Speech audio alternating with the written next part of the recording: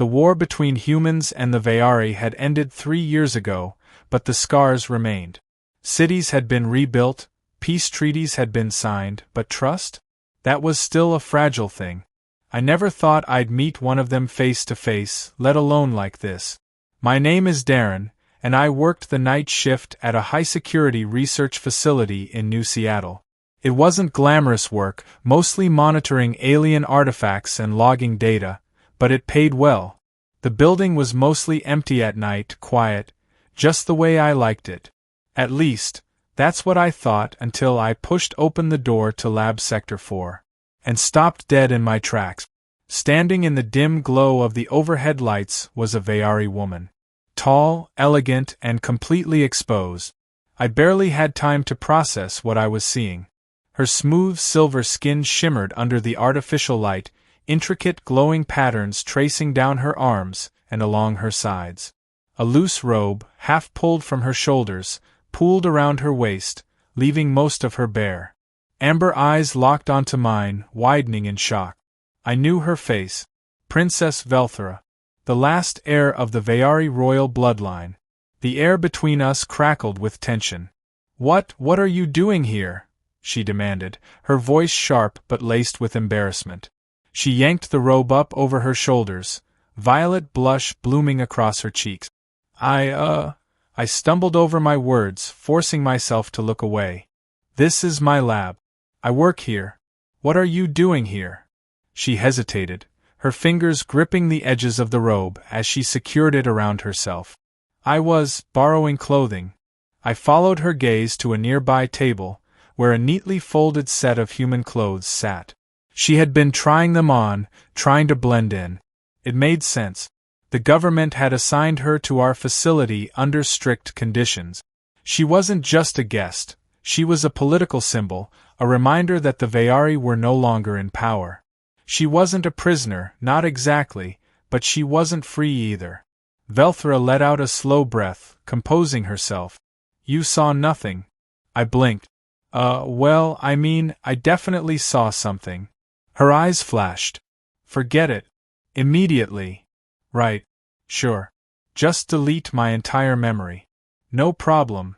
For a long moment, neither of us moved. Then, to my surprise, she exhaled a quiet laugh. "This is embarrassing," she admitted, a small smirk tugging at her lips. Despite the situation, I felt my own lips twitch in response. "Well, it's definitely a unique way to meet someone." She gave me a long, unreadable look. Then, in a softer tone, she murmured, "I suppose it is." That was the moment everything changed. After that memorable first meeting, I thought I'd never cross paths with Princess Velthera again. I was wrong. It started with small things. I'd walk into a room, and she'd already be there, examining human technology with quiet fascination. Or I'd be working late, only to glance up and find her watching me from the observation deck above the lab. At first, I thought I was imagining it. Then one evening, as I was finishing up reports, I heard the soft click of the door behind me. I didn't even need to turn around. "You know," I said, tapping my pen against the desk, "if you keep sneaking up on me like this, I'm going to start thinking you like my company." A soft huff came from behind me. Humans assume too much. I turned in my chair, looking up at her. Velthera stood near the doorway, arms crossed, her usual regal composure in place. But there was something else in her expression, something hesitant, like she was debating whether to leave or stay. "You're the one always showing up where I am," I pointed out. She lifted her chin slightly. "Perhaps I find you less irritating than others." My brows rose. Wow. That almost sounded like a compliment. She narrowed her eyes, but I caught the flicker of amusement in them. It was strange. The Vayari were supposed to be cold, distant. But Velthera wasn't just Vayari. She was a royal, raised in a world of power and politics. And yet, here she was, lingering in a human lab, talking to me like we were equals. Something about that unsettled me. "So, what brings you here this time?" I asked. "Stealing more clothes?" She hesitated. Then, after a moment, she stepped closer. I wanted to ask you something. Her tone was quieter now, more serious. I straightened. Go on. Velthra's golden eyes studied me carefully. What do humans really think of my people? That was a loaded question. I ran a hand through my hair. Depends who you ask. Some people think the Vayari got what they deserved after the war. Others think humans were too harsh. She frowned. And you? I hesitated. I think not everything is as simple as people want it to be. She watched me for a long moment, then let out a soft breath. You're different from the others. I smirked. Still deciding if that's a good thing? Her lips twitched, but she didn't answer. Instead, she moved to the observation window, staring out at the city lights beyond the facility. I don't belong here, she murmured. The quiet admission surprised me. I leaned against the desk. You miss your home? Velthra's fingers traced the glass. Home no longer exists. And even if it did, I don't know if I'd fit there anymore. There was something in her voice, something raw. For the first time, I saw her not as a princess, not as an alien, but as someone lost. And against my better judgment, I found myself wanting to help her. From that night on, something between us shifted. Velthra no longer kept her distance. She still carried herself with that royal grace, still acted like she was above it all, but I started catching glimpses of something softer beneath her sharp exterior. She'd ask me small questions, about human customs, about the things we valued. Sometimes, I'd find her lingering near my workstation, pretending to study a datapad when I knew she was just watching me. And the weirdest part? I didn't mind. One evening, we were working late in the lab. The overhead lights buzzed faintly, casting a cool glow over the metal surfaces. She stood across from me, examining a human-made device, her silver hair slipping over her shoulder. Your technology is so inefficient, she muttered. I chuckled. Well, excuse us for not having intergalactic tech at our fingertips. She arched a brow. Even your humor is inefficient. I smirked. And yet you keep coming back. Velthra exhaled, shaking her head as if she was tolerating me. But she didn't deny it. I leaned over to adjust the device she was holding, our hands brushing for the briefest moment. And damn, her skin was cool, like touching the surface of a chilled river stone. But beneath that initial coolness there was something else, a warmth that lingered in a way I didn't expect. She froze. So did I. A strange tension filled the space between us, charged, electric. I should have pulled back. But I didn't. Neither did she. Velthra's golden eyes met mine, unblinking. You're very, she started, then trailed off, as if she wasn't sure how to finish that sentence. I swallowed. Very what?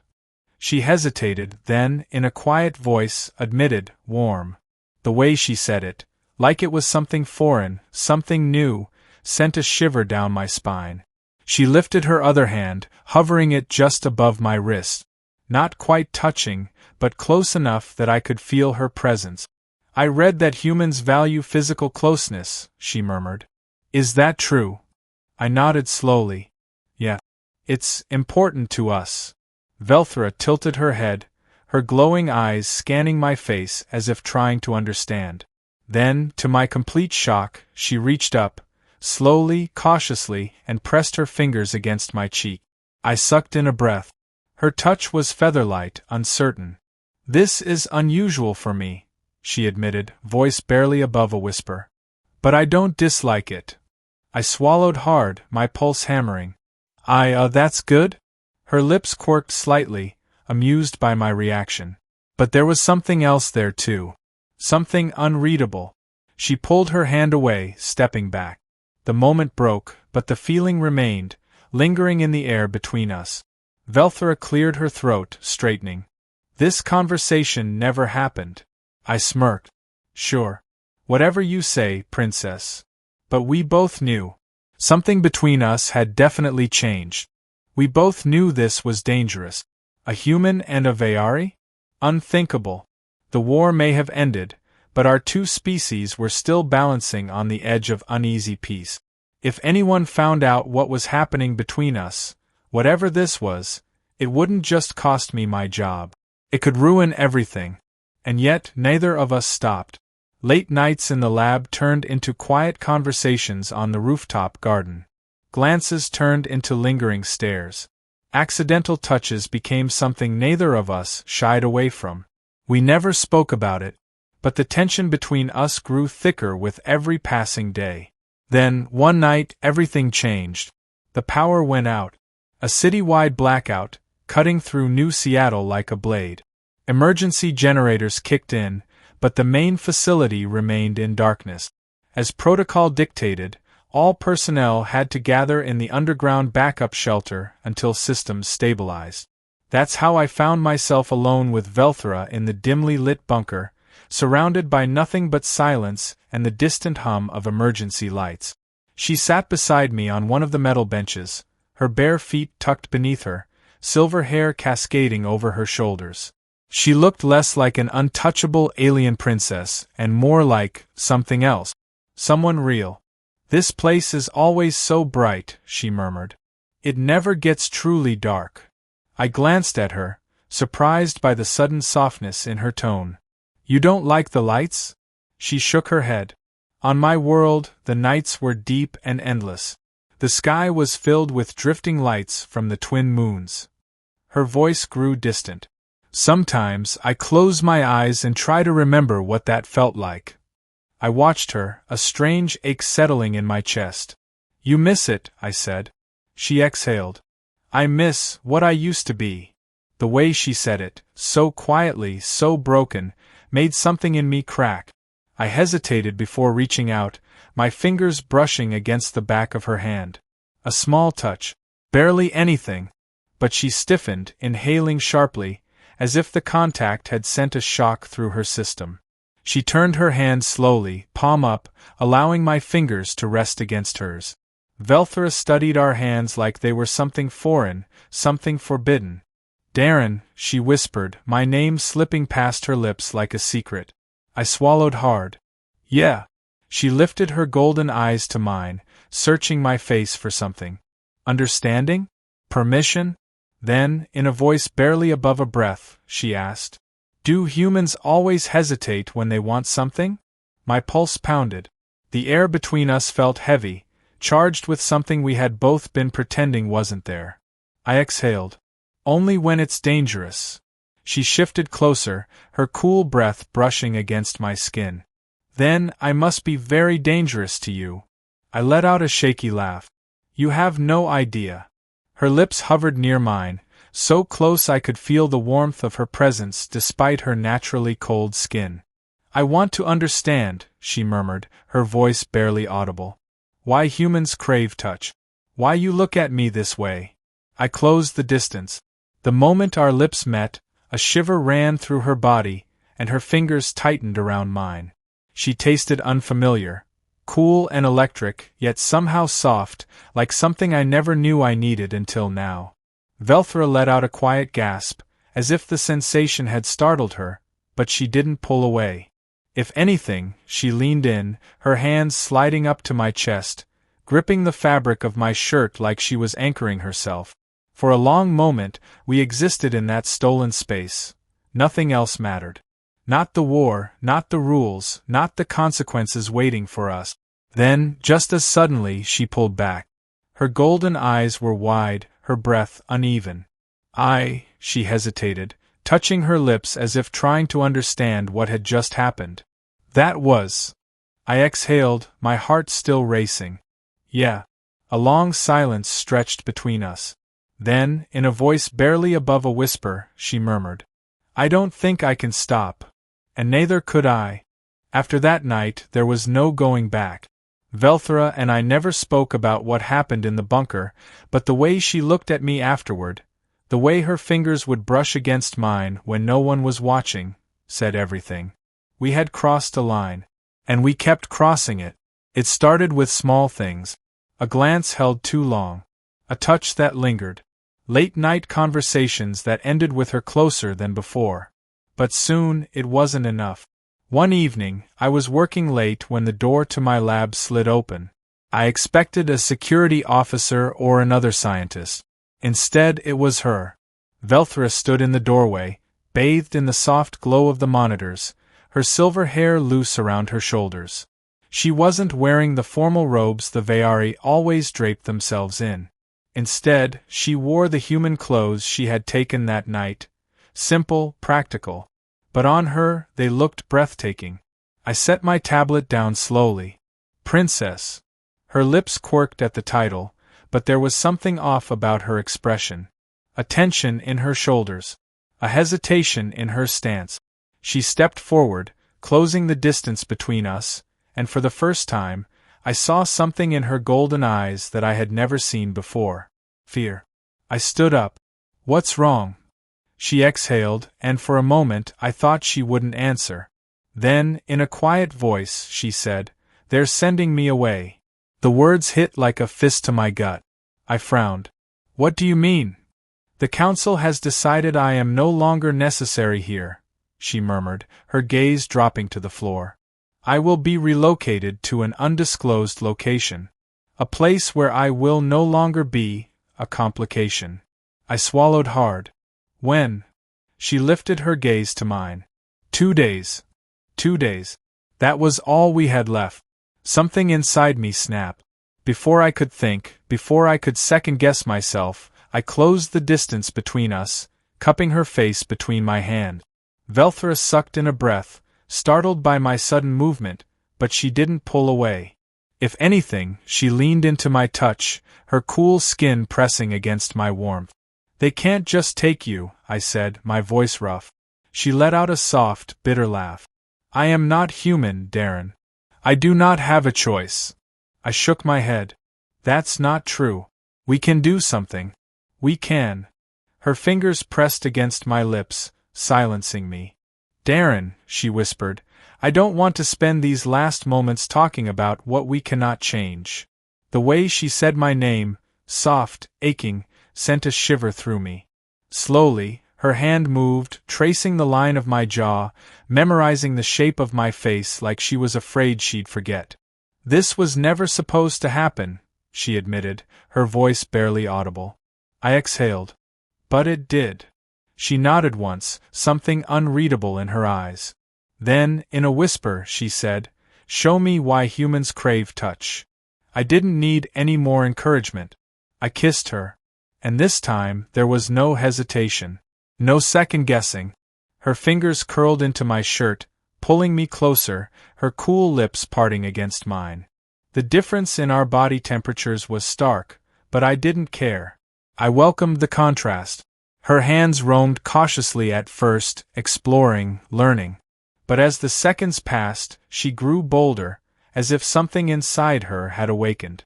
She melted against me. I lifted her, setting her on the metal desk, and she gasped, startled by the sudden movement. But she didn't stop me.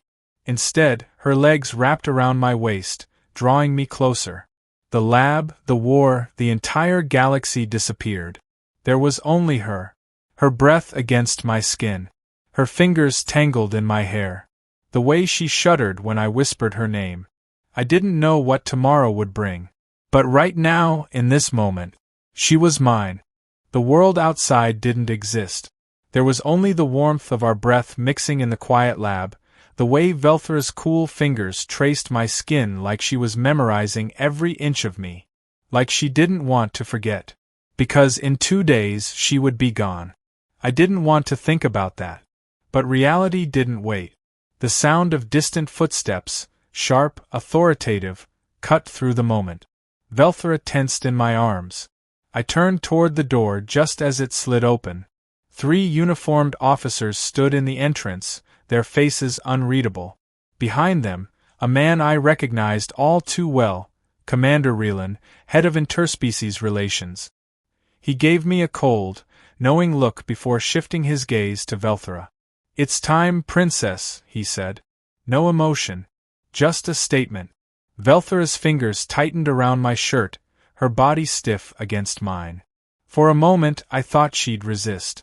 But then, with excruciating slowness, she pulled away. Her golden eyes met mine, and in them, I saw something unspoken. I don't want to go. But I have to. I shook my head, my mind racing. You don't have to do this. We can fight this. Reland sighed. You're smarter than that, Darren. I clenched my fists, my heart pounding. She belongs here. Reland didn't answer. Velthra turned to face me, her hands trembling at her sides. Darren. I grabbed her hand before she could step away. Stay, I whispered. It wasn't a demand. It was a plea. She exhaled shakily, her fingers squeezing mine. Then, in the softest voice, she said, I can't. Pain punched through me. The officers moved forward. I should have fought. I should have done something. But Velthra stepped back before I could react, slipping from my grasp.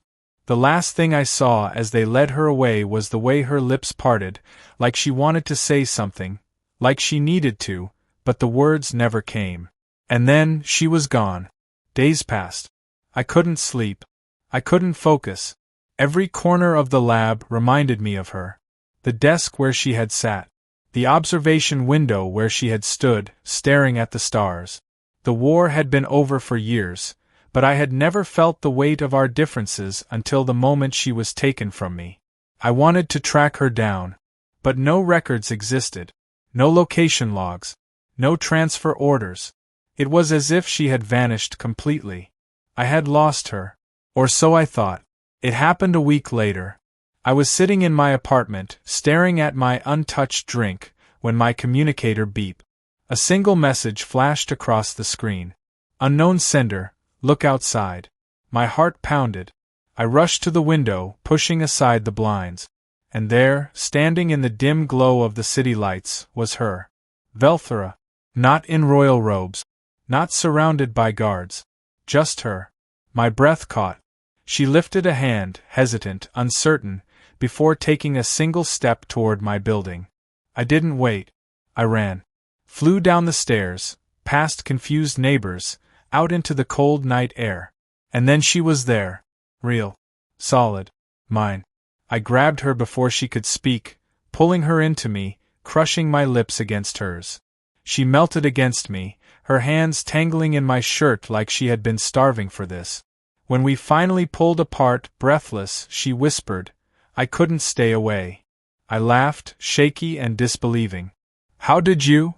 Her fingers brushed my lips, silencing me. I chose this, she murmured.